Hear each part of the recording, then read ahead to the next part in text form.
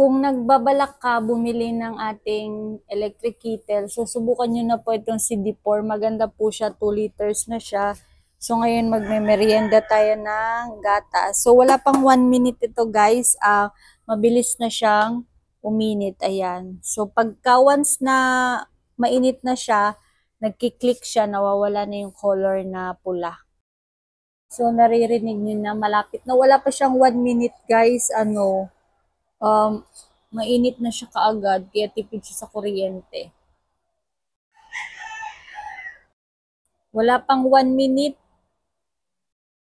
pulo na siya kaagad, oh. In fairness naman dito kay Dripor. At saka 200 plus lamang, saan ka pa, 'di ba? Very affordable. Tapos ang available color ngayon, guys, puti lamang.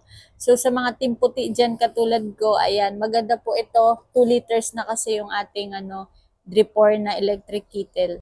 So pagka once na mainit na siya, nagki-click na siya ng tick. Yun dito, yun dito. Temo ha. Madali lang siyang uminit. Tapos mawawala na yung ilaw niya. Ganun lang siya o, 'di ba? So magsalin na tayo ng ating gatas. Okay, magsalin na tayo ng ating milk.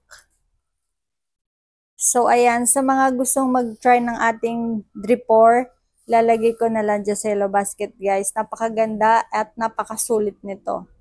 Check out na!